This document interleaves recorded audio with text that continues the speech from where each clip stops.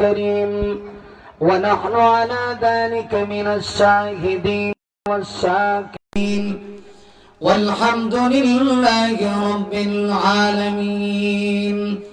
وقال النبي صلى الله عليه وسلم عليكم بسنتي وسنة الخلفاء الراشدين المهديين أو كما قال عليه الصلاة والسلام. প্রাণ কোলে মোহাম্মতে দু জাহানের বাদশা সরদারে কায়নাত সৈয়দুল মুরসালিন খাতামুন নবিয়্যিন রাহমাতাল লিল আলামিন নবী গুনা মুহাম্মদুর রাসূলুল্লাহ সবাই বলি সাল্লাল্লাহু আলাইহি ওয়াসাল্লামের উপরে পৃথিবীর শ্রেষ্ঠ দরুদ, যে দরুদ নামাজের মধ্যে স্থান পেয়েছে, দরুদ ইব্রাহিম। আমরা সবাই জবান ছেড়ে আওয়াজ করে ভক্তি বলে সমস্বরে পড়ি আল্লাহুম্মা সাল্লি আলা মুহাম্মাদিন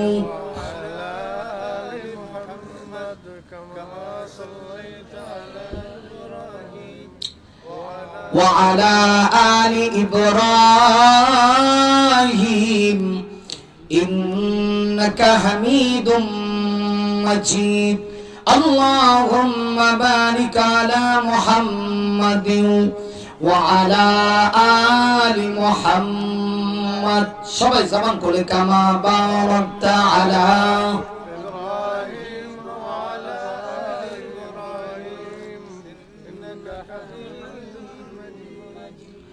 আলহামদুলিল্লাহ।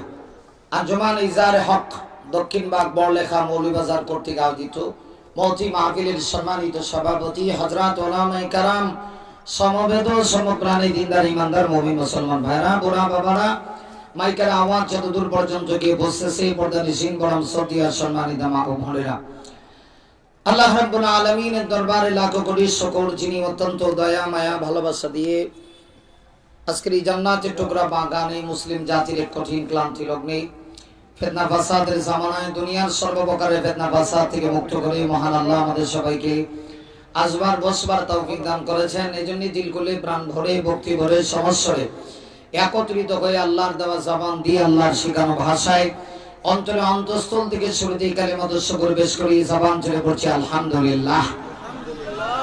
আপনারা সবাই আমারে চিনেননি, জি হয়তো আস্তে আস্তে কইতেন চিনেননি, আমি জীবনও জানি না যে আজকে আমি এখানে আমু। দেখেন, আল্লাহর কসম বললে কাফারা দিতে হবে না। আমি যে কোন সময় থেকে বক্তাগিরি করি বাংলাদেশের আর কেউ জানুক না জানুক আপনারা খুব ভালো করে জানেন, কথা কোন ঠিক কিনা। কিন্তু আজ পর্যন্ত আমি কোথাও কোন বক্তা মিস্টেক করছে আমি গেছি, এটা আমার জীবনের ফার্স্ট, জীবনের হয়তোবা আমার জানা মতে এটা আমার প্রথম। এরপরে কি ক্লান্ত গাজীপুর জমা পড়াই, কই গাজীপুর আপনাদের লাগা গ্রাম, কথা কোন নাকি লাগা গ্রাম নাকি, এই গাজীপুর জমা পড়াইয়া 2:20 গড়ির কাটায় বাজে তখন আমি রওনা দিছি, 9টায় আমার প্রথম প্রোগ্রাম। কিন্তু এই যে আনসার মাঝহারি এবং এই এলাকার ছেলে পেলে যারা আছে আসলে ওরা আমাকে বড্ড ভালোবাসে, সত্যি ভালোবাসার। হুজুর তো আমার অনেক মহব্বতের কাছের, অনেকে দাওয়াত দিলেই সুযোগ পায় না। আজকেও সিরিয়ালে মাত্র 4টা, কটা 4টা, এর ভিতরে একটা দিনই না করছি। গতকালকে আমি 2টা মাহফিল মিস করছি, একটা সিলেট, একটা বিশ্বনাথ আর একটা এতিমগঞ্জ মাহফিল করছি, গজারিয়া মুন্সিগঞ্জ। এরপরে আজকে আবার কাম শুরু করছি, কথা বোঝেন নাই, নিয়েও বিপদ, এমন বিপদ মানে গাড়িতে রুমাল পর্যন্ত হারাই দিছি তাড়াহুড়া করে। এদিক দিয়ে সেকেন্ডে কল ঢুকতেছে, হেরা কো হুজুর আমরা শ্রীমঙ্গল খাড়া আছি। আমি বললাম শ্রীমঙ্গল লাগতো না, আমরা ঢাকার থেকে এইতেছি, দিলে শ্রীমঙ্গল খাড়া না গেলে আমরা তুই এখানে খাড়া, আমি যে আরেক জায়গায় কথা বলতে লাগে, এটা তো করার কোনো সুযোগ নাই। এই জন্য খুব কম সময়, অল্প সময়, এই অল্প সময়ের ভিতরেই কিছু কথা আমাকেও বলতে হবে আর কিছু কথা আপনাদেরকেও শুনতে হবে। আমার প্রাণের ভাইরা, সময়টা অত্যন্ত কঠিন এবং ভয়াবহ। আজকে গোটা পৃথিবীতে আমরা যদি লক্ষ্য করি তাহলে দেখতে পারবো একতরফা ভাবে আজ যেন গোটা পৃথিবীতে মুসলমান নির্যাতিত, নিপীড়িত, পদদলিত, নিষ্পেষিত, কথা বল ঠিক কিনা। এটা বড়লেখার মানুষের আওয়াজ না, আপনারা যে আওয়াজ দিচ্ছেন এই আওয়াজে বোঝা যাইতেছে আমার একটু টেস্ট করতেছে যে হুজুর দেখি ওই সময় যে ছিলেন যেরকম আওয়াজ দিতেন এখনো কি 6 ছক্কা মারতে পারেন কিনা। আসলে এখন আমার বয়স হয়েছে, আগে বয়স একটু কম ছিল, এখন বয়স কোটায় কোটায় 30 হয়ে 31 রানিং চলতেছে। মানুষ যত বয়স হয় তত গম্ভীর্য হয়। আগের মতো তো চিৎকারও দিতারি না। আর এত জার্নিং কইরা গাড়ির দুইশে হায়াত শেষ, এরপরে আবার বিকট আওয়াজের চিৎকার দিয়া কথা বলার সুযোগ নাই। একদম চিকন চিকন কিছু কথা কমু। আর মেহেরবানি করে, যেহেতু সময় কম, আশা করি সবাই একটু জবানটা খুলে দিবেন। এই জবানের মালিক কে? হ্যাঁ, তো আজ থেকে আওয়াজ করে বলতে হবে, এই জবানের মালিক কে? যদি আল্লাহ এই জবানের মালিক হয়ে থাকেন, আল্লাহর দেওয়া জবান দিয়ে আল্লাহর শিখানো ভাষায় বান্দাকে আল্লাহর প্রশংসা করতে কোনো লজ্জা আছে? ভয় আছে? আমি আপনাদের সবার কাছে জানতে চাই, মহান আল্লাহ যে বর্তমানে ফিতনা ফাসাদের জামানা, যখন গোটা পৃথিবীতে আজ যেন বাতিল আর কুফার শক্তিগুলি ঐক্যবদ্ধ, ওদের টার্গেট আর ওদের মিশন একটাই, ওরা চায় পৃথিবীর মানচিত্র থেকে কোরআনের আওয়াজ বন্ধ করে দিতে। আমরাও ক্লিয়ার ভাষায় বলতে চাই, কোরআনের মাহফিলে তোমরা যত বাধা দাও, যত বাধা দিবা, পঙ্গপালের নেই মানুষ কোরআনের মাহফিলে চলে আসবে। কথা কোন ঠিক কিনা? অতএব বাধা দিয়া লাভ নাই, কারণ আগুনে হাত দিলে এই আগুনের পাওয়ার কমে না, বরং আগুনের পাওয়ার বাড়ে। গোটা দিয়ে ঠিক কম লাগবো, জোরে কম না, ঠিক কিনা আমার বোনের ভাইরা? যাই হোক, আসুন, সময় যেহেতু কম, ভূমিকা লম্বা চূড়া তেমন এত টাইমও নেই, আর দিতেও চাই না। অল্প সময়ে আপনাদের সামনে তেলাওয়াত করেছি, কোনো বিষয় নাই,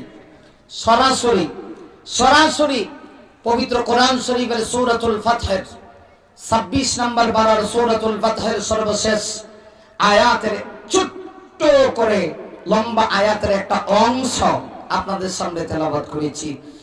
এই অংশটাও পুরো আলোচনা করব না।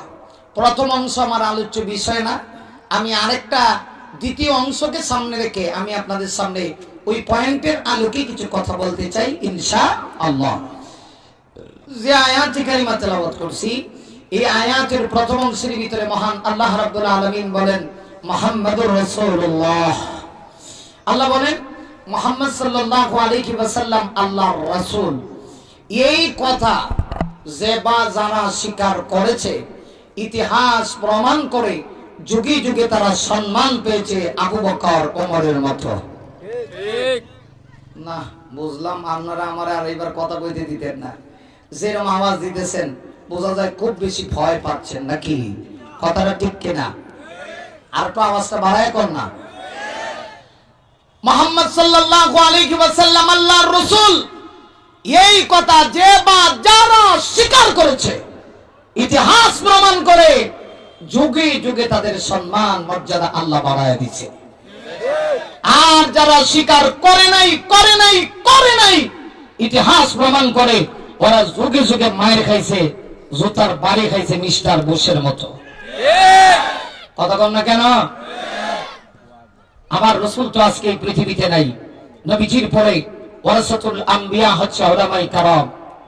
আজকে যারা রাসূল চলে যাওয়ার পরে উলামায়ে কেরামদের সঙ্গে যারা বেয়াদবি করো, আলেমদেরকে নিয়ে যারা বিশুদ্ধকার করো, আলেমদেরকে নিয়ে যারা আবুল তাবুল মন্তব্য করো, আলেমদেরকে যারা কটূক্তি করো, আলেমদেরকে যারা বলো আসো খেলা হবে, আমি বলবো ওরা ওই আবু জাহেলের বংশধর।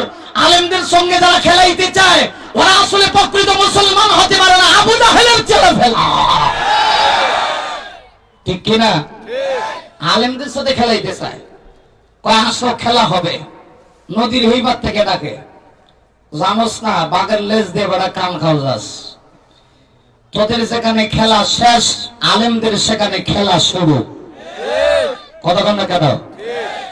তোমাদের মতো এত পচা প্লেয়ারদের সঙ্গে আলেমরা খেলতে চায় না। আরে খেলাতে হয় ফার্স্ট ক্লাসের প্লেয়ারদের সঙ্গে।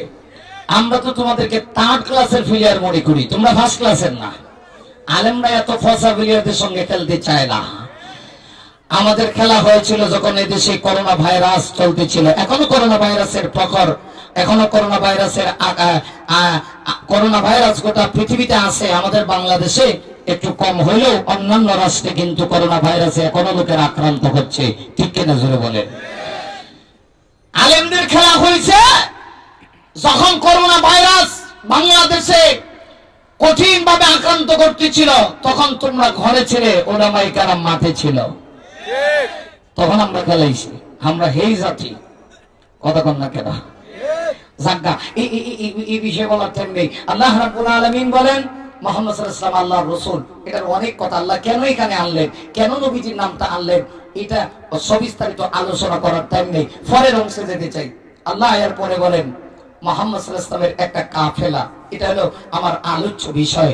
মনে রাখবেন, উস্তাদ যত ভালো হয় ছাত্র তত ভালো হয়। না ঠিক কয়েন নাই, বা ঠিক করার দরকার নাই। না না কয়েন না, কারণ মহিলারা শুনে লইব তো, এই জন্য ঠিক করার দরকার নাই। আওয়াজ করে কম না কে, ঠিক কিনা? আরে আপনারা তো শাহজালালের দেশের লোক, আমরা গর্ব করে সারা বাংলাদেশ ঘোরাফেরা করি। আমি তো সিলেট ছাড়িয়ে দিছি এই বছর না কিছু কিছু মানে ফেব্রুয়ারি মাসে 28 দিনে মাস প্রোগ্রাম লইছি 64টা, এর মধ্যে সিলেট আছে 5-7 দিন আছে। আর না হয় এক সময় এই অঞ্চলে কোন এলাকায় আসি নাই, আমার মনে হয় এরকম এলাকা খুব কম। মানে আমি বক্তাই হয়েছি আপনাদের এই এলাকা থেকে, কথা কম না কেন, ঠিক কিনা? অতএব এখানে ওয়াজ এত মালা করার দরকার নাই, না করলে তো আপনারা আমার চিনি নেই। এর হলো যেহেতু আসছি, একটু একটু হালকা একটু টাচ দিব আর কি, কিছু কথা ফ্যান্ডেলে আর কিছু কথা অ্যাঙ্গেলে। কথা কয় না রে, কথা কন না আমার ভাইরা।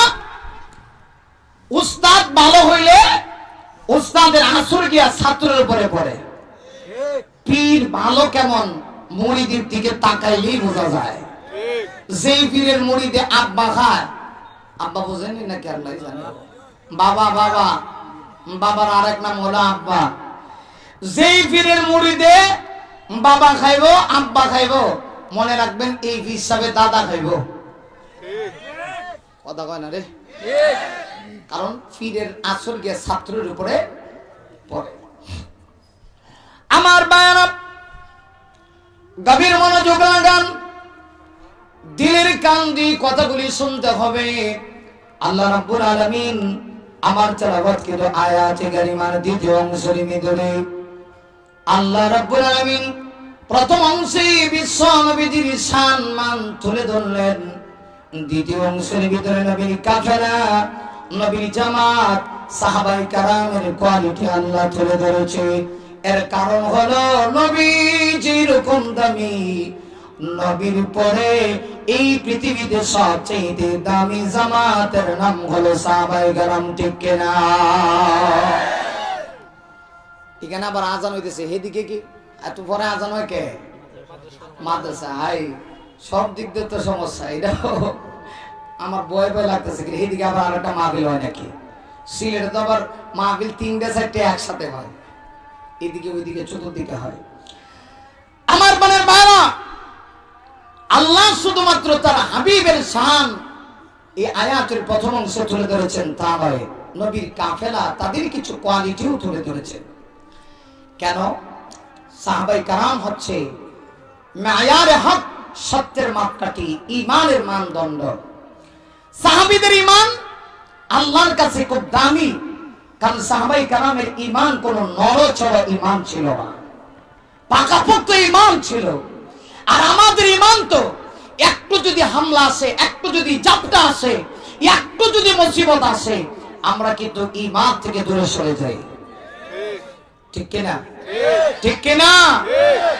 আর সাহাবায়ে কেরাম ঈমানের জন্য ভিটা বাড়ি ছেড়েছেন, দেশ ছেড়েছেন, খেস ছেড়েছেন, সন্তান ছেড়েছেন, পৃথিবীর সব কিছু ছেড়ে দিয়েছেন, কিন্তু ঈমান ছাড়েন নাই।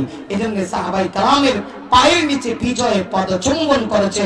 এটা ছিল সাহাবায়ে কেরামের একটা কোয়ালিটি। তাই আল্লাহ বলেন ওয়াল্লাযীনা মাআহু, এবং যারা মুহাম্মদ সাল্লাল্লাহু আলাইহি ওয়াসাল্লামের সাথী, হুরমাজ্জা সাহাবায়ে কেরাম। আল্লাহ বলেন নবীর যারা সাথী তাদের অনেক গুণ, মানে সাহাবায়ে কেরামের অনেক গুণ। আমি সবগুলি গুণ বলার টাইম নেই, শুধু একটা গুণের উপরে আজকে কথা বলবো। আমার তো বিশ্বাস এই একটা গুণ যদি গোটা পৃথিবীর সকল মুসলমানের ভিতরে চলে আসতো, আমরা আবারও মুসলমানেরা নেতৃত্ব দিতাম, মুসলমানের পায়ে বিজয়ের পদচুম্বন করতো। কথা বল, ঠিক কিনা? আজকে পদে পদে আমরা মায়ের খাচ্ছি, খালি মায়ের খাচ্ছি, যেখানেই মুসলমান সেখানেই নির্যাতন। মনে হয় যেন আজকে ডাস্টবিনের ময়লা আবর্জনার স্তূপের দাম আছে, কিন্তু মুসলমানের কোনো দাম নাই। কেন? আজকে আসলে আমরা দাবি করছি মুসলমান, প্রকৃতপক্ষে আমাদের ভিতরে কিন্তু মুসলমানিত্ব আমাদের চেহারা দেখলে বোঝা যায় না আমরা কি মুসলমান না কাফের। আমরা ইহুদি খ্রিস্টানদের কৃষ্টি কালচার গ্রহণ করে নিয়েছি। একজন মুসলমানের নাম জিজ্ঞেস করলেও বোঝা যায় না সে কি মুসলমান না কাফের। আর কালকের কথা বলছি, আমি মুন্সিগঞ্জে মাহফিল করছি, এক লোক আমার সামনে খাবার দিছে, জিজ্ঞেস করলাম ভাইয়া আপনার নাম কি? কয় প্রিন্স। চিন্তা করে দেখেন, মুসলমানের নামেও বোঝা যায় না, কালচারও বোঝা যায় না, আদর্শও বোঝা যায় না সে কি মুসলমান না কাফের। কিন্তু সাহাবাই কারাম এমন ইমানদার ছিলেন। আল্লাহ বলেন সাহাবীদের অনেক গুণ, এর ভিতরে একটা গুণ হচ্ছে আশিদ্দা ও আলাল কুফার। সাহাবাই কারাম কাফিরদের ব্যাপারে বজ্র কঠোর ছিলেন, কাফিরদের ব্যাপারে তাদের কোনো আপোষ ছিল না।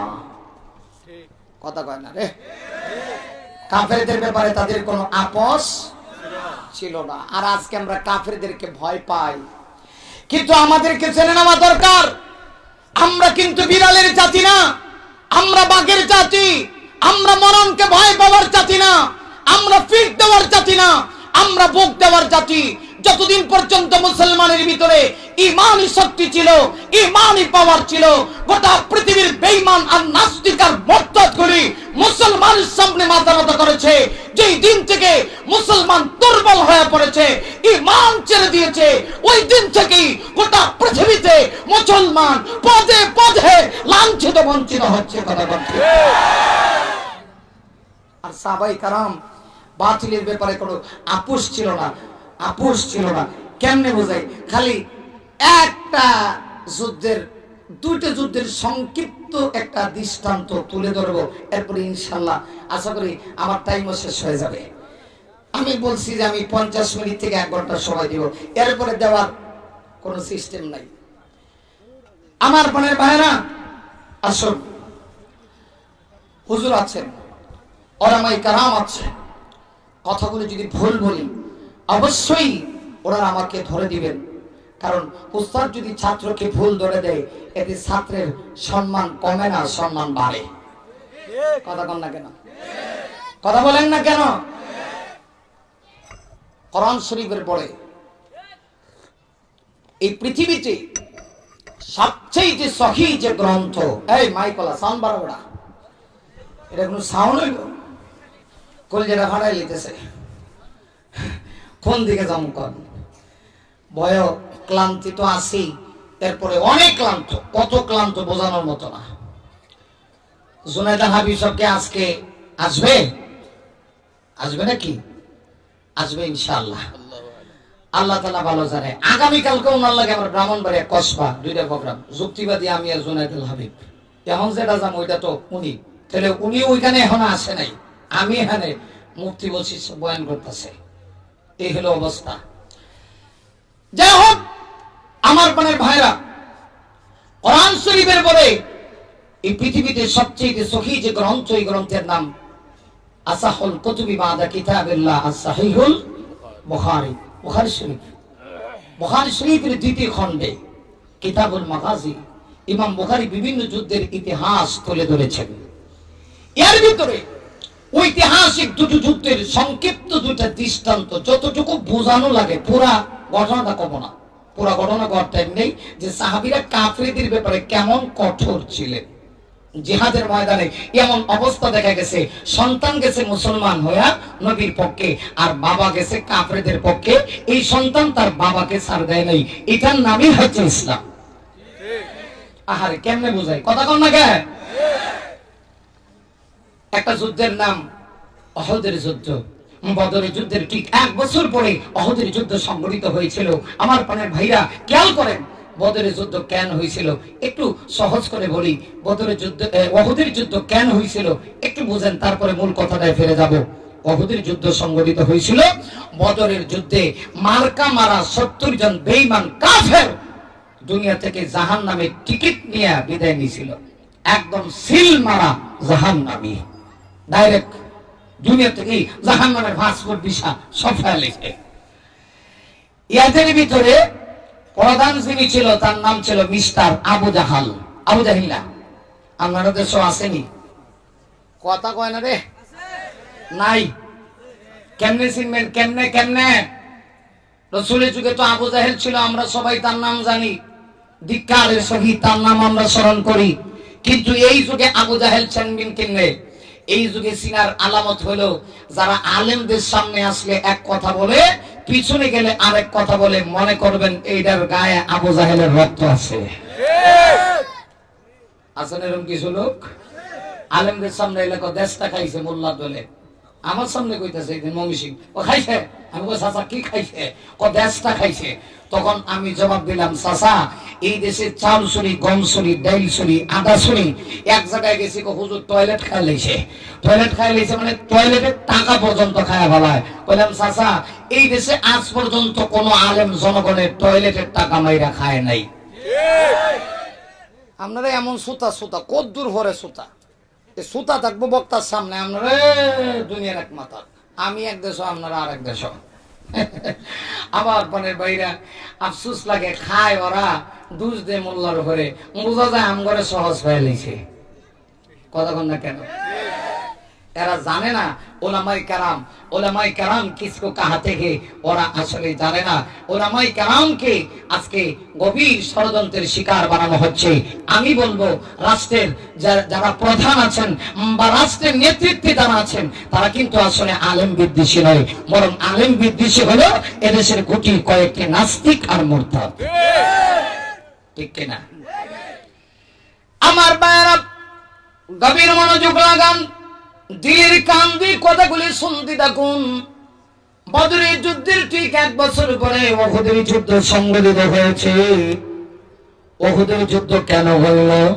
বদরের যুদ্ধে মার্কা মারা 70 জন বেঈমান কাফের জাহান্নামের টিকিট নিয়ে দুনিয়া থেকে বিদায় নেওয়ার পরে আবু জাহেলের কিছু ছেলেমন দ্বারা দুনিয়াতে রয়ে গেল, ওদের কিছু সুযোগ্য উত্তরসূরিরা রয়ে গেল।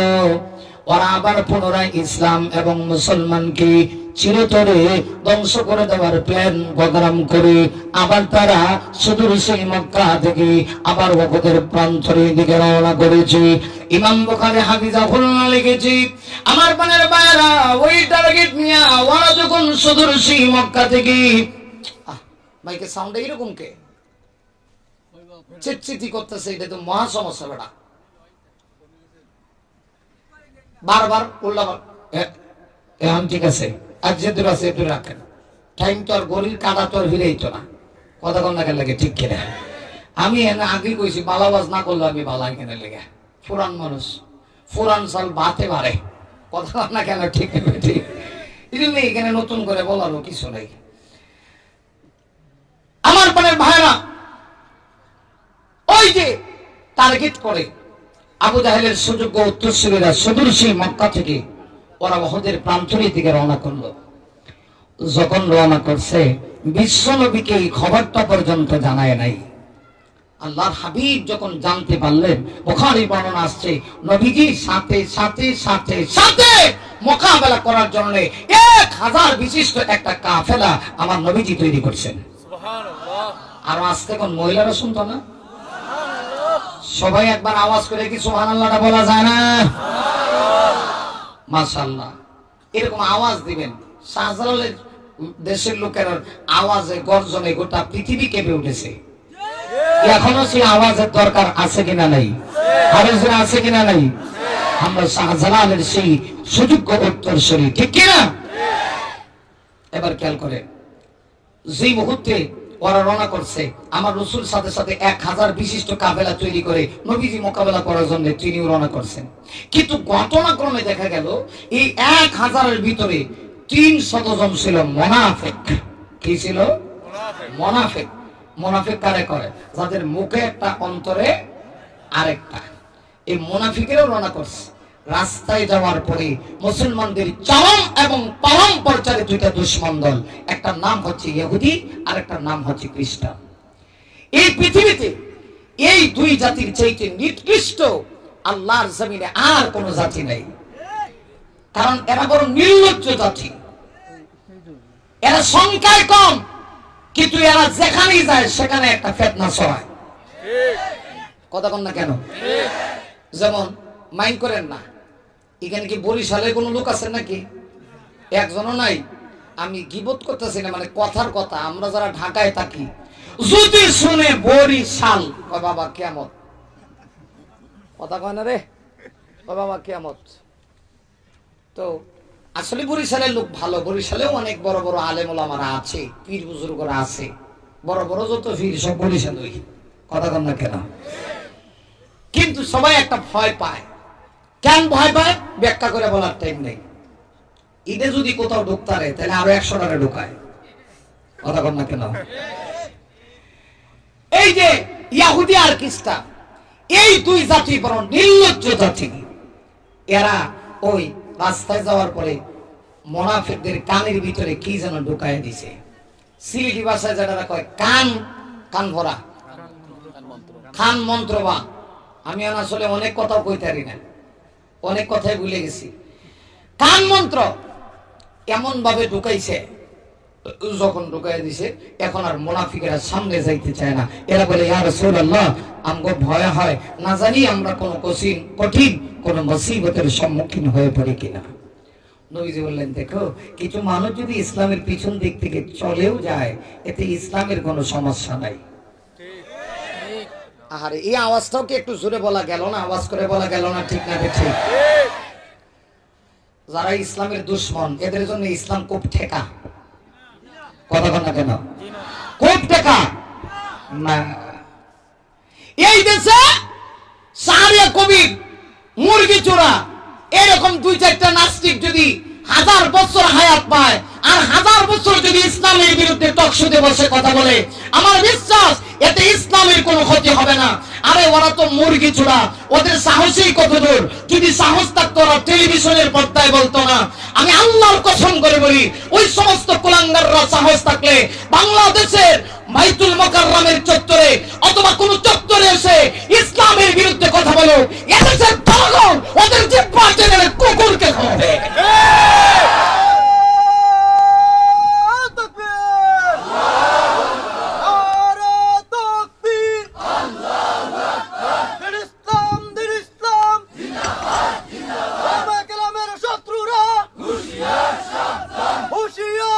আমার সাথে লোক মোবাইলটা দিবে কই? আমনে মোবাইল দেন, পরে আমার জুসে উজাইব গা। আমার আবার অভ্যাস খারাপ। কই গেছে বেটা? হ্যাঁ কয়টা বাজে এটাও তো কন লাগবো। আমারে অনেক জায়গা থেকে হুমকি দাম কেউ দেয়। আজগাও ইমু খুললে দেখি 3 জায়গা থেকে ঠ্যাং কাটতে লাগবো। আচ্ছা আমি এখন কি কইতাম? ঠ্যাং কাটতে লাগবো না, ফরজ কাম তো নফল কাম শুরু করছি। এই বেটারে কয়েও বিপদে পড়ছি, এখন তার কিছু করতে পারি না। আর এমন সিস্টেম করছে, কোরআনেরও কোনো সিস্টেম নাই। কথা বুঝেন নাই? মুনাফিকদেরকে যখন কানের ভিতরে ঢুকাই দিছে ইহুদি আর খ্রিস্টানের বাচ্চারা, এখন মুনাফিকেরা আর সামনে যাইতে রাজি না। রাসূল বলেন, সমস্যা নাই, পিছনে থাকো, আমরা খাঁটি 700 জন ইমানদারদেরকে নিয়ে রণাঙ্গনে গিয়া কাফেরদের মোকাবেলা করব। আল্লাহু আকবার। জোরে বলো। আমাদের দেশে কিছু লোক আছে, আমাদেরকে হুজুররা খালি ঘরে বসায় রাখতে চায়। তার মানে এরা বুঝায় হুজুর আপনার দায়িত্ব শুধু মসজিদ, আপনি হক কথা বলতে পারতেন না, আমি সুদ খাবো বলতে পারবেন না, আমি জিনা করবো আমি বলতে পারবো না, আমি অন্যায় কাজ করবো আপনি বলতে পারবেন না। আল্লাহর কসম করে বলি, এদেশে হুজুররা নেতৃত্ব চায় না, ক্ষমতা চায় না, আসন চায় না, কিন্তু তার মানে এই নয় তুমি নেতৃত্ব পাইয়া ক্ষমতা পাইয়া এদেশে হক কথা বলতে দিবে না। হক্কানি আলেম ওলামাদের জবান বন্ধ করার ষড়যন্ত্র করবা। এটা এই দেশে ওলামায়ে কেরাম বারাতিয়া না, এই দেশে ওলামায়ে কেরাম ঘর জামাই না। আরে তোমাদের সাহস থাকলে আল্লামা মামুনুল হকের কণ্ঠকে রোধ করে দেখো, দেখবা এই দেশে কেমনে আবার মুক্তিযুদ্ধ তৈরি হয়। এই দেশ স্বাধীনতার জন্য যেমন মুক্তিযুদ্ধ তৈরি হয়েছে, আবার যদি কোন হক আলেমের জবান বন্ধ করার ষড়যন্ত্র হয়, তোমাদের অস্তিত্ব ঠিক থাকবে না। কথা বলো ঠিক আছে?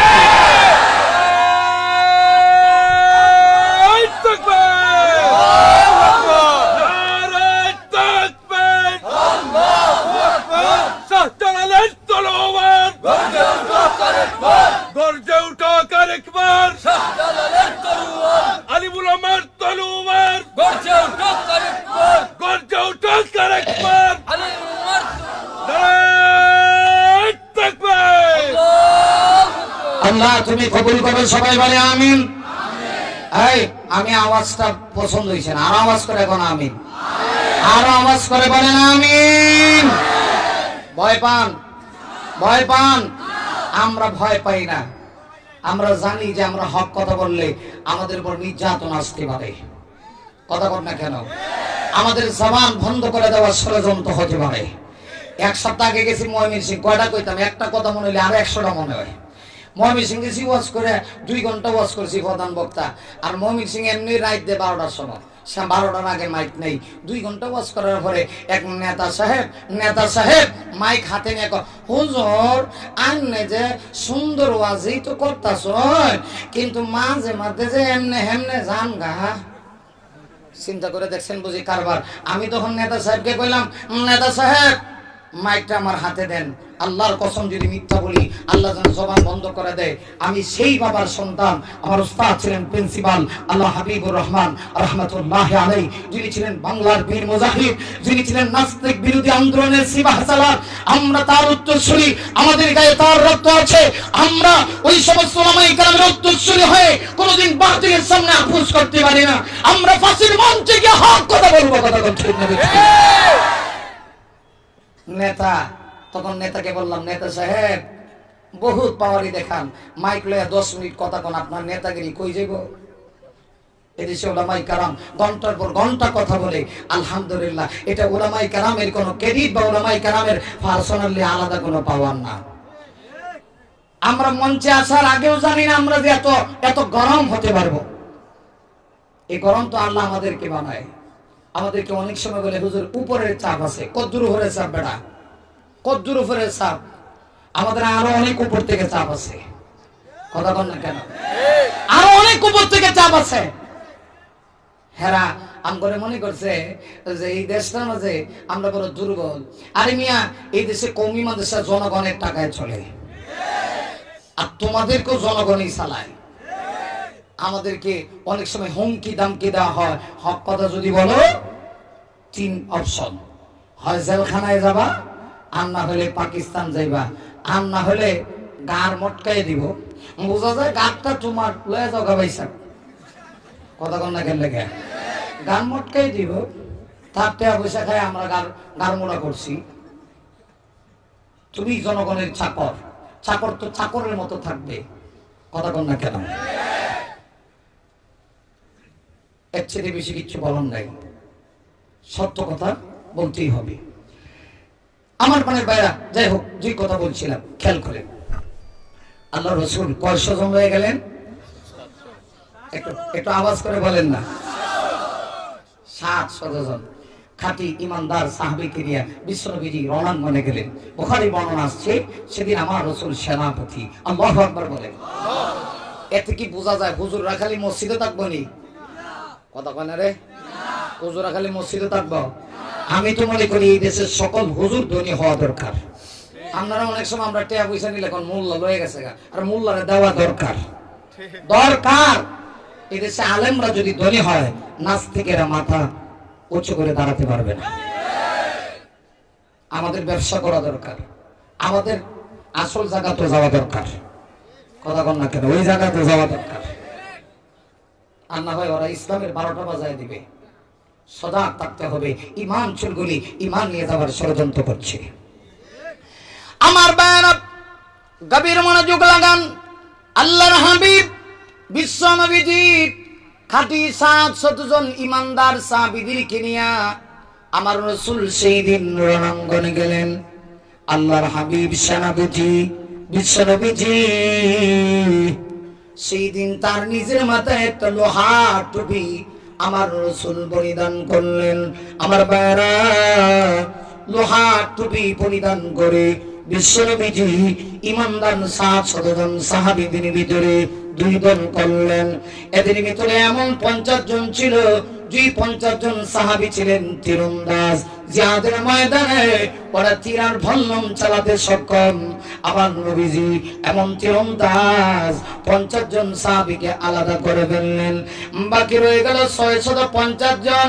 650 জন সাহাবী রণাঙ্গনে বাতিলের মোকাবেলা করবে, আর 50 জন তীরন্দাজ সাহাবীকে আমার রাসূল জিহাদের ময়দানে, উহুদের ময়দানে, উহুদ পাহাড়ের পাদদেশে, রোমা পাহাড়ের চূড়ায় বিশ্ব নবীজি দায়িত্ব দিলেন। উহুদ পাহাড়ের পাদদেশে, রোমা পাহাড়ের চূড়ায় ছোট্ট একটা গলিপথ আছে, সরপথ আছে।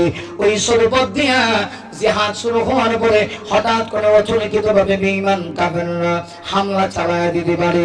তাই আমার নবীজি ওদেরকে বললেন, শোনো, আজকের জিহাদের ময়দানে তোমাদের ভূমিকা সবচেয়ে বেশি। তোমরা ওই জায়গায় থাকবা, সাবধান, অতর্কিত ভাবে যেন কোনো কাফের জিহাদের ময়দানে হামলা না চালায়, হামলা চালানোর সুযোগ যেন তারা না পায়। এমনকি আমার নবীজি ওদেরকে রেড সিগন্যাল দিয়ে দিলেন, সতর্ক বাণী দিয়ে দিলেন। বিশ্ব নবী বলেন, জিহাদ যখন আরম্ভ হয়ে যাবে, রণাঙ্গনে মুসলমানেরা যখন কাফেরদের সঙ্গে মোকাবেলা করবে, আমার রাসূল জানায় দিয়েছে, সাবধান, জয় পরাজয় আমার আপনার হাতে নয়, জয় পরাজয় আল্লাহর হাতে। মুসলমানেরা জয় হলেও থাকবে, পরাজয় হলেও থাকবে, সাবধান, তোমাদের স্থান ছাড়া যাবে না। আমার রাসূল তীরন্দাজ সাহাবীদেরকে কথা বলে দিলেন। ওদের ভিতরে একজনকে আমির নিযুক্ত করলেন, নাম ছিল আব্দুল্লাহ ইবনে জুবায়ের। আব্দুল্লাহ ইবনে জুবায়েরকে আমার নবীজি আমির নিযুক্ত করলেন। তার নেতৃত্বে 50 জন তীরন্দাজ সাহাবীরা উহুদ পাহাড়ের পাদদেশে, রোমা পাহাড়ের চূড়ায় পাহাড়দানি দায়িত্ব পালন করবে।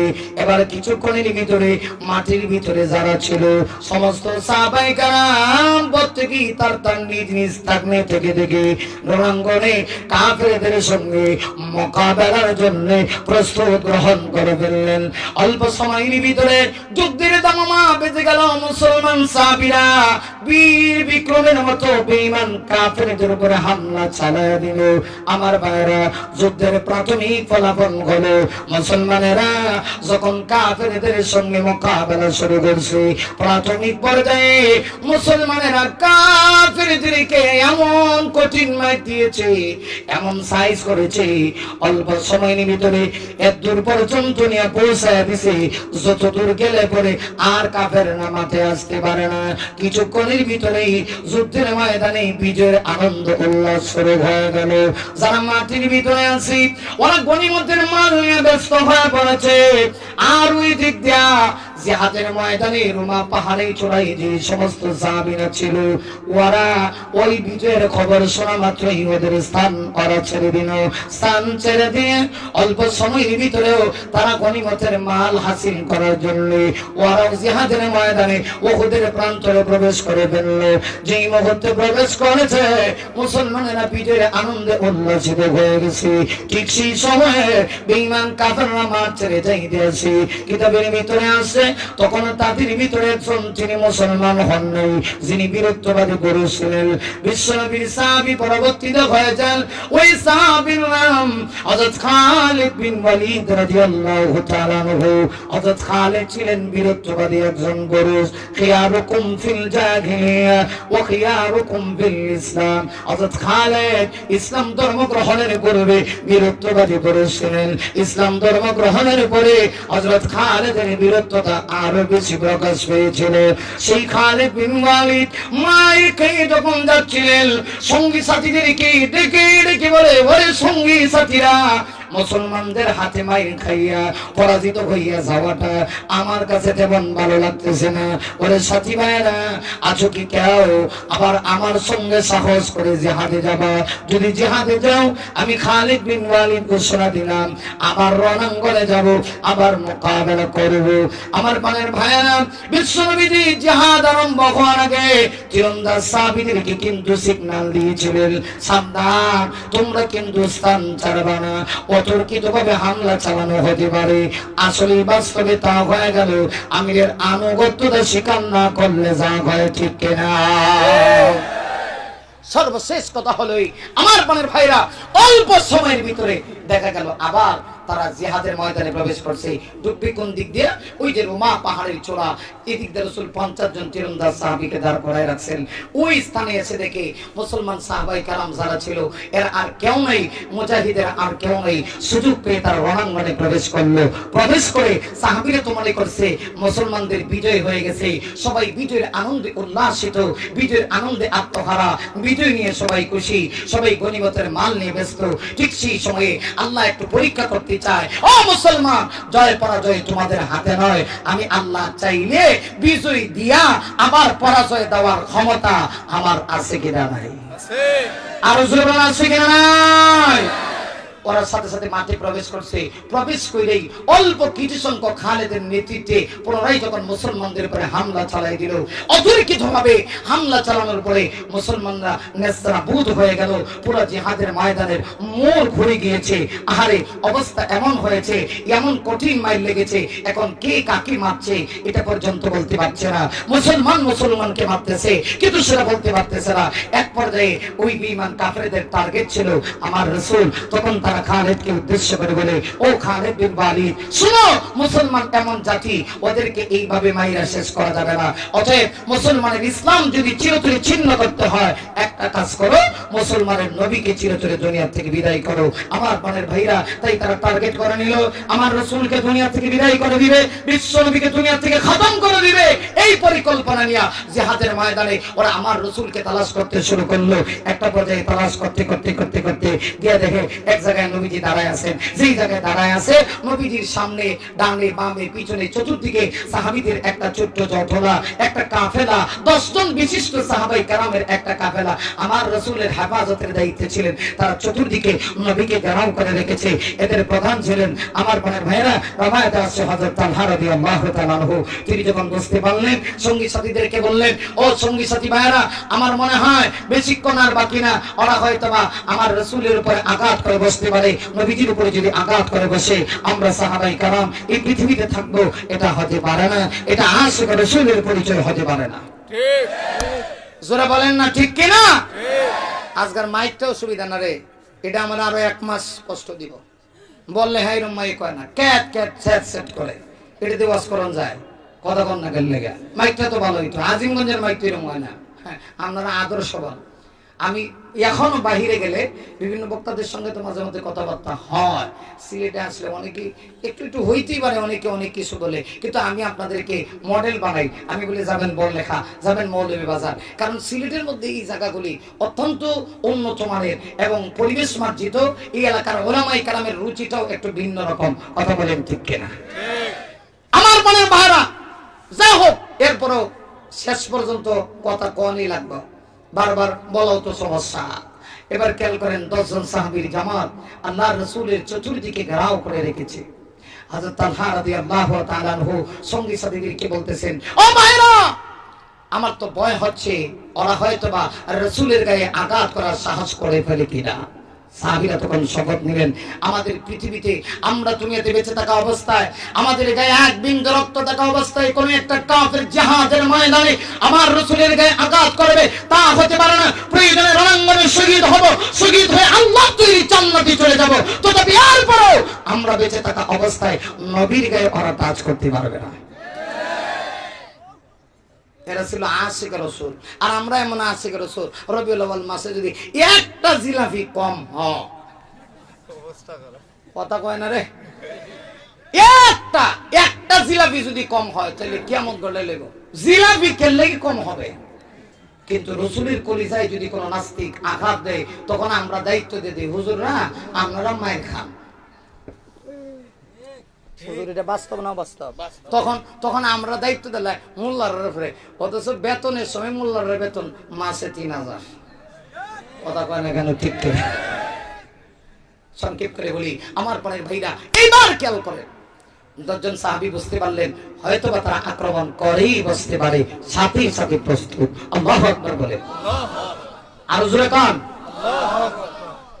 আমার ভাইরা, এই 10 জনের ভিতরে প্রধান যিনি ছিলেন, ওই সাহাবীর নাম হযরত তালহা রাদিয়াল্লাহু তাআলা আনহু। তার সঙ্গী সাথী ভাইদেরকে ডেকে ডেকে বলতেছে, ওরে সঙ্গী সাথী ভাইরা শোনো, আমি জানি না আর কতক্ষণ আমি দুনিয়াতে বেঁচে থাকবো, তবে আমার মনে হয় আর বেশিক্ষণ আমি দুনিয়াতে থাকবো না। আমার নাকের ভিতরে জান্নাতের সুঘ্রাণ বয়ে যাচ্ছে, মনে হয় অল্প সময়ের ভিতরে আমি দুনিয়া থেকে বিদায় হয়ে যাব। আমার কোনো দুঃখ নাই, আমার কোনো কষ্ট নাই, তবে আমি তোমাদের কাছে বিশ্ব নবীজির ইজ্জত আমানত দিলাম। ওরে সঙ্গী সাথী ভাইরা, ওরে নবীর সাহাবীরা, শোনো, তোমাদের গায়ে যতক্ষণ পর্যন্ত এক বিন্দু রক্ত থাকবে, কোন কাফের যেন আমার রাসূলের গায়ে ফুসিটা পর্যন্ত দিতে পারে না, এই ওয়াদা তোমরা করো। সাহাবীরা তখন ডেকে বলে, ফাদাকা ইয়া আবি ওয়া উম্মি ইয়া রাসূলুল্লাহ, ও নবীজি আমাদের মা বাবা আপনার জন্য কুরবান হোক। নবী গো, আপনি কোনো টেনশন করবেন না। আমরা জিহাদের ময়দানে কাফেররা যতক্ষণ পর্যন্ত আমাদেরকে উদ্দেশ্য করে তীর আর বল্লম ছুড়বে, আমরা আপনার ডানে, আমরা আপনার বামে, আমরা আপনার সামনে, আমরা আপনার পিছনে, রণাঙ্গনে আমরা ডান মুখায় মোকাবেলা করব। এই কথা বলা মাত্রই দুষ্ট কাফেররা বুঝতে পেরেছে, যদি নবীর গায়ে আঘাত করতে হয়, নবীর সাহাবীরা দুনিয়াতে থাকা অবস্থায় আঘাত করা যাবে না, কারণ সাহাবায়ে কেরাম নবীকে জান দিয়া ভালোবাসে। এই কথা বলা মাত্রই দুষ্ট কাফেররা টার্গেট করে ফেলেছে নবীর সাহাবী হযরত কাতাদা, হযরত তালহা রাদিয়াল্লাহু আনহুকে টার্গেট করে রিওয়ায়াতের ভিতরে আসে, অনবরত বৃষ্টির নেই তীর আর বল্লম ছুটতে শুরু করে দিল। বিষাক্ত তীর আর বল্লম অনবরত চলতেছে, মনে হয় যেন বৃষ্টির নেই, অনবরত তার গায়ে বিষাক্ত তীর আর বল্লম ঢুকতে আসে। একটা পর্যায়ে এমন হয়ে গেল, হযরত তালহার চেহারাটা চাউলের চালনির মতো হয়ে গেছে, পুরা দেহটা কত বিক্ষত হয়ে গিয়েছে, শরীরের এমন কোন জায়গা নাই যে জায়গায় হযরত তালহার গায়ে বিষাক্ত তীর আর বল্লম ঢুকে নেই। অবস্থা এমন হয়ে গিয়েছে, রমায়াতে আসছে ৮০ থেকে ৮২টা আঘাত বিদ্ধ হয়ে গিয়েছে। হযরত তালহা আর বরদাস্ত করতে পারলেন না। একটা পর্যায়ে আল্লাহর ইচ্ছা, আল্লাহর মনসা, তিনি শহীদ হয়ে গেলেন। শহীদ হয়ে আল্লাহ তৈরি জান্নাতের মেহমান হয়ে গেলেন। এবার আরো ৭ জন সাহাবীকে একে একে ওরে দুনিয়া থেকে বিদায় করে দিল। এবার বিশ্ব নবীজির সামনে একজন, পিছনে একজন, রওয়ায়াতে আসছে ওই ২ জন সাহাবীর নাম, একজন সাহাবীর নাম হযরত কাতাদা, আরেকজন সাহাবীর নাম আবু দুজানা। এই ২ জন সাহাবীর ভিতরে প্রতিযোগিতা আরম্ভ হয়ে গেল, কে কার আগে কাফেরদের সঙ্গে মোকাবেলা করবে। হযরত কাতাদা ডেকে বলেন, ওরে আবু দুজানা, আমি তোমার আগে শহীদ হতে চাই, শহীদ হয়ে আল্লাহ তৈরি জান্নাতে যেতে চাই, আমি তোমার আগে জান্নাতে যেতে চাই। আবু দুজানা ডেকে বলে, কাতাদা আমি তোমার আগে জান্নাতে যেতে চাই। এক পর্যায়ে সিদ্ধান্ত হলো এই ২ জনের ভিতরে সর্বপ্রথম মোকাবেলা করবে হযরত কাতাদা। যে মুহূর্তে সিদ্ধান্ত হয়ে গেছে, দুষ্ট কাফেররা হযরত কাতাদাকে তীর ছুটতে শুরু করে দিল। অবস্থা এমন হয়েছে, একটা পর্যায়ে হযরত কাতাদার ২ চোখের ভিতরে বিষাক্ত ২টা তীর এমন ভাবে ঢুকে গেছে, বিষাক্ত ২ তীরের আঘাতে হযরত কাতাদার ২টা চোখ মুহূর্তের ভিতরে জমিনে পড়ে শহীদ হয়ে গেছে। আমার নবীজি এই অবস্থা থেকে হাউমাউ করে কান্নায় ভেঙে পড়লেন। নবী আমার দেখে বলেন, কাতাদা তুমি বুঝি আমাকে এত ভালোবাসো? ওরে কাতাদা দাও তোমার ২টা চক্ষু আমি বিশ্ব নবীজির মোবারক হাতে উঠায়া দাও। হযরত কাতাদা বলেন, নবী যখন এই কথা বলেছে, আমি আমার চক্ষুগুলি বিশ্ব নবীর মোবারক হাতে উঠায়া দিলাম। নবীজি তার জিহ্বা মোবারক থেকে থুতু মোবারক লেপন করে দিলেন। লেপন করে দিয়ে হযরত কাতাদার ২টা চোখ নবীজির চোখের স্থানে লাগিয়ে দিলেন। হযরত কাতাদা বলেন, আল্লাহর কসম, নবীজি যখন আমার ২ চোখের স্থানে 2টা চোখ লাগায় দিয়েছে, নবীজির থুতু মোবারকের বরকতে আমি তাকায় দেখি মুহূর্তের ভিতরে আমার চোখের পাওয়ার আগের চাইতে 1000 গুণ বেড়ে গেছে। আল্লাহু আকবার, জোরে বলেন আল্লাহু আকবার। কিন্তু আল্লাহর মনসা ভাই, ইসলাম কাকে বলে? ইসলাম এটা সাধারণ কোন জিনিস না। এই বৃক্ষের নিচে রক্ত দিতে হয়েছে সাহাবীদের, কথা কন না কেন, ঠিক নাকি ঠিক? হযরত কাতাদাও এক পর্যায়ে শহীদ হয়ে গেলেন। সর্বশেষ একজন ব্যক্তি, তার নাম ছিল হযরত আবু দুজানা। আবু দুজানা রাদিয়াল্লাহু তাআলা আনহু, তিনি একা। এখন তিনি কি করবেন? হামাগুড়ি দিয়া কখনো নবীর সামনে, কখনো নবীর পিছনে, কখনো নবীর ঢালে, কখনো নবীর বামে, এইভাবে ডাল হয়ে তিনি মোকাবেলা করছিলেন। রাওয়ায়াতে এসেছে একটা পর্যায়ে তিনিও শহীদ হয়ে গেলেন। তিনি যখন শহীদ হয়ে গেলেন, আমার রাসূল তখন একা, নবীজি যখন একা, দুষ্ট কাফেররা তখন সুযোগ গ্রহণ করে নিল এখনই মুহাম্মদ সাল্লাল্লাহু আলাইহি ওয়াসাল্লামের গায়ে আঘাত করার সুযোগ দেয়। তাই তারা সুযোগটা গ্রহণ করে বিশ্ব নবীজিকে টার্গেট করে মুহূর্তের ভিতরেই একটা দুষ্ট কাফের বিশাল বড় একটা পাথর উঠিয়ে দিল। পাথর উঠায়া আল্লাহর রাসূলের মাথা বরাবর, নবীজির মাথায় ছিল লোহার টুপি, লোহার টুপিতে পাথরটা চলে মারলো। পাথরের আঘাতে মুহূর্তের ভিতরে বিশ্ব নবীজির লোহার টুপিটা দুই টুকরো হয়ে একটা টুকরো নবীজির চেহারা মোবারকে ঢুকে গেল, একটা ইনজুরি হয়ে গেল রাসূলের কপালে। মুহূর্তের ভিতরে আরেকটা কাফের পুনরায় আবার একটা পাথর চলে মারলো, পাথরটা করে পড়ে পড়ে আরেকটা ইনজুরি রাসূলের চেহারা মোবারকে হয়ে গেল। আরেকটা কাফের পুনরায় তৃতীয়বারের মতো আবার একটা পাথর উঠাইল, পাথর উঠাইয়া বিশ্ব নবীজির মাথা বরাবর যখন মারলো, পাথরটা করে পড়ে পড়ে বিশ্ব নবীজির চারটা দান মোবারক শহীদ হয়ে গেল। আমার নবীজি বেহুশ হয়ে গেলেন, গর্তে করে রইলেন। মদিনাতে যেন একটা কান্নার রুল পড়ে গেল। বুখারীর বর্ণনা তখন দুটো, একটা হচ্ছে শয়তান তখন মুনাফিকের সুরত ধারণ করে গোটা উহুদের ময়দানে ঘোষণা করে দিয়েছে ওদের মুহাম্মদ সাল্লাল্লাহু আলাইহি ওয়াসাল্লাম শহীদ হয়ে গিয়েছে। যে মুহূর্তেই খবর চলে গেল, দুষ্ট কাফেররা মুসলমানদেরকে তখন আহ্বান করে আর ডেকে ডেকে বলে, ও মুসলমানেরা, কার সাথে জিহাদ? আর জিহাদের দরকার নাই, আসো আমরা মিলিত হয়ে যাই। কিন্তু সাহাবাই কারাম তো ক্ষুব্ধ হয়ে আছেন, সাহাবীদের অন্তরে যেন রক্তকরণ হচ্ছে। হযরত আবু বকরের মতো স্থির সাহাবী, তিনি যেন রণাঙ্গনে আমার নবী পেরেশানিতে তালাশ করতে করতে আবু বকর যেন একদম পাগলের মতো হয়ে গেছে। হযরত ওমর তো সঙ্গে বীর শক্ত সাহাবী, তরবারি হাতে উঠাইয়া জিহাদের ময়দানে ঘোষণা করে দিয়েছে, যদি কেউ বলবা মুহাম্মদ সাল্লাল্লাহু আলাইহি ওয়াসাল্লাম শহীদ হয়ে গিয়েছে, আমি ওমরের তরবারির নিচে তার গর্দান চলে যাবে। হযরত আলী তো আমার রাসূলকে তালাশ করে করে পাগল।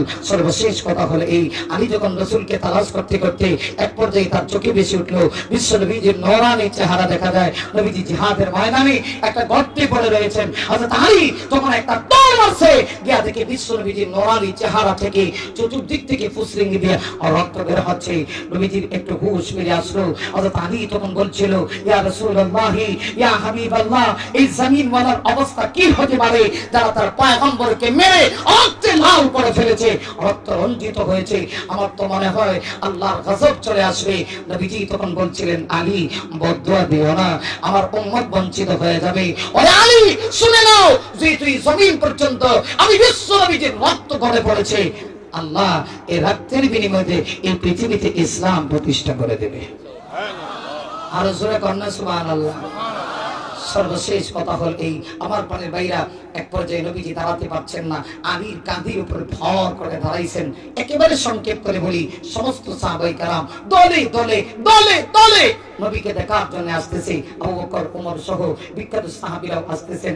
এসে দেখেন বিশ্ব নবীজির চেহারা রক্তে লাল, একদিক দিয়ে কপালে ইনজুরি, আরেক দিক দিয়ে চেহারায় ইনজুরি, ওই দিক দিয়ে চারটা দান মোবারক শহীদ হয়ে রক্ত পড়তেছে গড়ে গড়ে। হযরত আবু বকর তখন চিৎকার মেরে বলে, সাহাবীরা রে, যেভাবে রক্ত পড়তেছে আমার মনে হয় রক্ত শূন্য হয়ে নবীজি দুনিয়া থেকে বিদায় নিয়ে যাবেন। অতএব এই মুহূর্তেই ইনজুরি থেকে লোহার অংশগুলি বের করতে হবে। এত বড় সাহস কার আছে?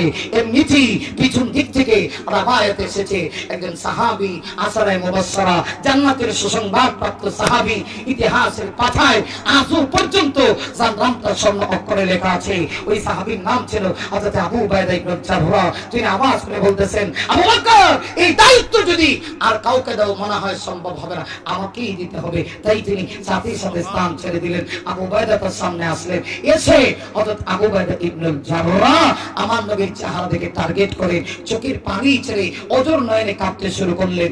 আরে এইভাবে যদি বিশ্ব পয়গম্বরকে কাফেররা মারতে পারে, আমার প্রাণের ভাইরা, এবার তিনি টার্গেট করছেন বিশ্ব নবীর কপাল থেকে লোহার অংশ তিনি কিভাবে বের করবেন। তাই তিনি চিন্তা করে বের করছেন, আমার সামনে চারটা দাঁত আমি একত্রিত করব, উপরে দুটো দাঁত, নিচের দুটো দাঁত, মোট চারটা দাঁত একত্রিত করে এমন সজোরে বিশ্ব নবীর ইনজুরির কাছে গিয়া আমি টান দেব, প্রয়োজনে আমার দাঁত শহীদ হয়ে জমিনে পড়ে যাবে, কিন্তু রাসূল যেন দ্বিতীয়বার আর কষ্ট করতে না হয়। তাই তিনি তার সামনে চারটা দাঁত একত্রিত করে বিশ্ব নবীর কপাল মোবারকের কাছে গিয়ে এমন সজোরে একটা টান দিয়েছেন, টানের আঘাতে প্রভাবে মুহূর্তের ভিতরে তার চারটা দাঁত শহীদ হয়ে জমিনে পড়ে গেছে, আর নবীজির চেহারা থেকে লোহার অংশটা মুহূর্তের ভিতরে বের হয়ে আসছে। এই যে সাহাবী সর্বশেষ কথা হলো এই, ওই সাহাবী দেখেন, সাহাবীরা কাফেরদের ব্যাপারে কটকথন, এই ছিল তার জিহাদের ময়দানে ওহুদের দৃষ্টান্ত।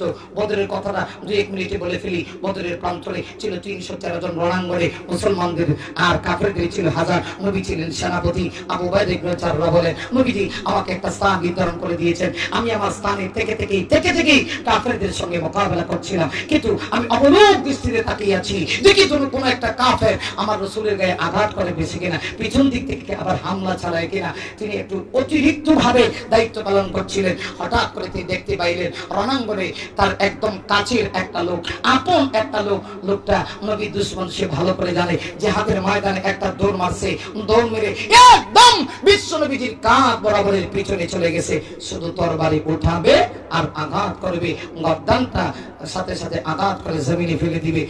তাই তিনি যখন বুঝতে পারছেন রবায়াতে আসছে, তিনি তার স্থান ছেড়ে দিলেন।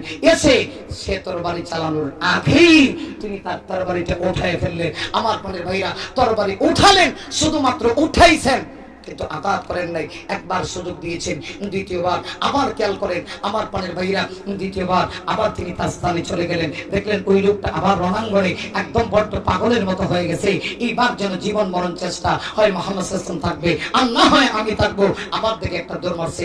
সংক্ষেপ কথা, তিনি তার সামনে গেলেন, তরবারি চালাইতে দিলেন না, আবার তিনি তরবারি কৌশল করে তাকে বের করে দিলেন। তৃতীয় পর্যায়ে আবার তিনি অবলোক দৃষ্টিতে তাকিয়ে আছেন, দেখতে চাচ্ছেন দিকে আবার সুযোগ তালাশ করে কিনা। বাস্তব সত্যি যেন আবার সে সুযোগ তালাশ করলো, একদম নবীজির কাঁধ বরাবর চলে গেল, শুধু তরবারি উঠাবে, তিনি তার সামনে গেলেন। রবায়াতে আসছে তৃতীয় পর্যায়ে তরবারি উঠায়া তিনি শুধুমাত্র তরবারিটা উঠালেন, এমনি একটা অদৃশ্য শক্তি, গায়বী শক্তি তার তরবারিটা তার হাত থেকে নিয়ে গেল।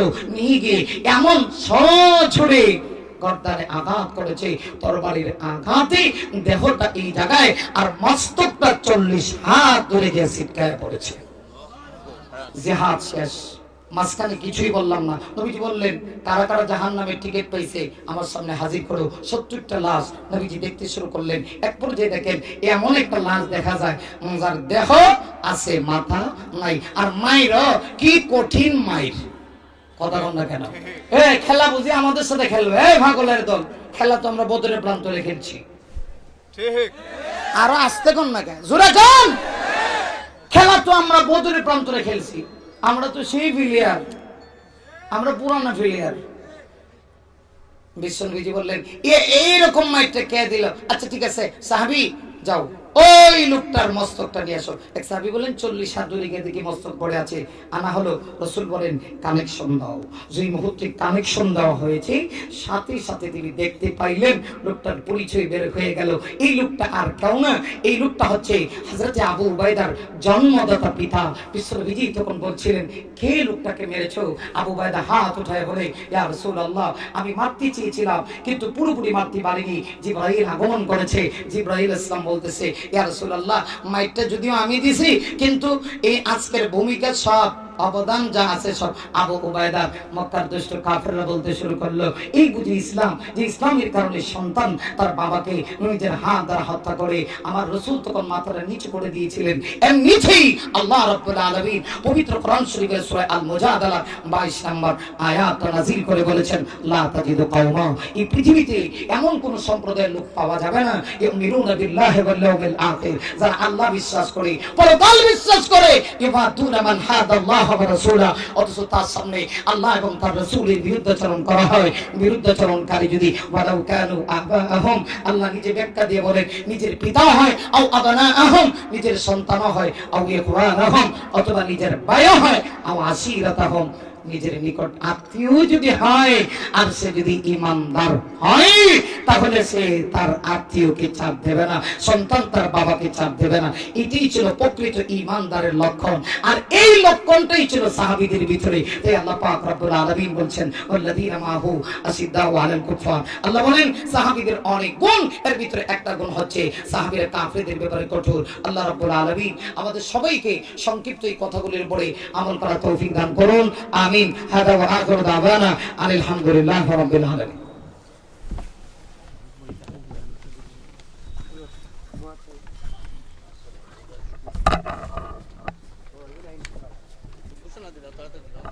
আসসালামু আলাইকুম।